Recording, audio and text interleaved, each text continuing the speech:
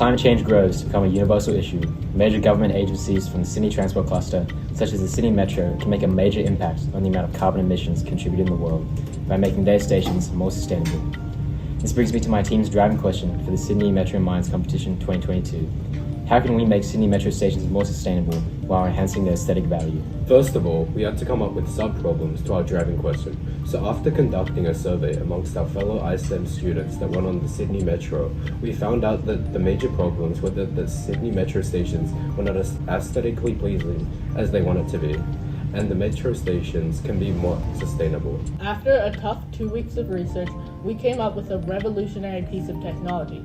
After doing a bit more digging, we found out that a British company by the name of PaveGen created a similar design. The design was a kinetic tile, which creates a sustainable source of energy that can be generated with the step of a foot. But how does this kinetic tile work? The kinetic tile works because of the scientific principle of piezoelectricity. When an object is subjected to mechanical pressure, in this case our own footsteps, the object creates an electrical current. This was first discovered by Jacques and Pierre Curie from France, but it is only now that we are applying this concept to sustainable flooring. PaveGen though has found a way to turn successive steps into a steady electrical current, thanks to a design that combines piezoelectricity with a flywheel that uses electromagnetic induction and inertia to maximize electricity generation. As we can see in this animation, when the tile is stepped on, it spins an axle connected to a bearing. The bearing in turn spins the bevel gear, converting the kinetic energy from turning the axle vertically to turning another axle horizontally. After the bevel gear converts this kinetic energy's momentum from vertical to horizontal, the horizontally spinning axle is connected to an electromagnetic induction motor. And as the axle continues to spin from the momentum, the magnets inside the motor are spun, thus creating electricity. See, from this rough prototype, just with one step, you can generate 15 watts of energy while also displaying an amazing light show that attracts many viewers to step on the tiles more, thus generating more energy. These tiles can also be used as an attraction for children, such as hopscotch. Like all recently designed cutting-edge technologies, kinetic tiles are relatively expensive.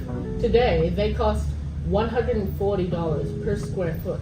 However, the cost per square foot is quickly coming down, as 9 years ago it was an eye-watering $3,000 per square foot.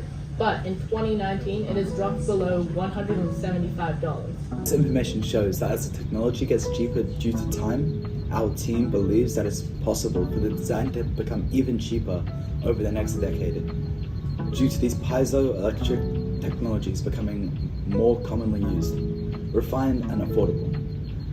Kinetic tiling would represent a worthwhile investment and a viable option for many public spaces as the technology continues to advance and grow. According to PaveGen, the inventors of the kinetic tile, each of their tiles produces 2 to 8 watts of energy per step. We would recommend placing these tiles in foot traffic hotspots such as at the Opal Card barrier, at the top and bottom of escalators, and at the entrance/exit to the trains. This is because every person will go through each tile in these places twice, and 4 times on the escalators, as these hotspots are also required to enter the train, forcing the commuters to step on these tiles. In 2020, the Sydney Morning Herald reported that about 9.5 million journeys were taken on trains to and from airport stations in 2018. We want to implement these tiles in new metro stations, because then the New South Wales Metro can juxtapose the difference that these tiles are making in the community.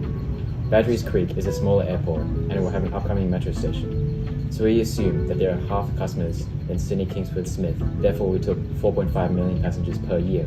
Each step is between 2 and 8 watts, which is 76 million to 304 million watts per year. To put this into context, a typical wind turbine has a capacity of between 1.5 and 3 million watts. Not only are these tiles extremely sustainable and aesthetically pleasing, but the energy, which compounds over time, will allow the station to actually make their money back from the cost of these tiles. Let's see how much money the Metro can make back from the new airport alone. Badgerys Creek Airport will generate 304,000 kilowatts of electricity per year at the maximum, if no energy is used for the lights. And if 1 square foot of tile costs $140, then the Metro can earn back their money for 586.3 square feet of tiles implemented just in 1 year. Therefore, if these tiles were thought of as a long-term investment, not only would the Sydney Metro be more sustainable, but they would start earning their money back if they started selling their electricity. And with these stats, any investor would invest their money into this program.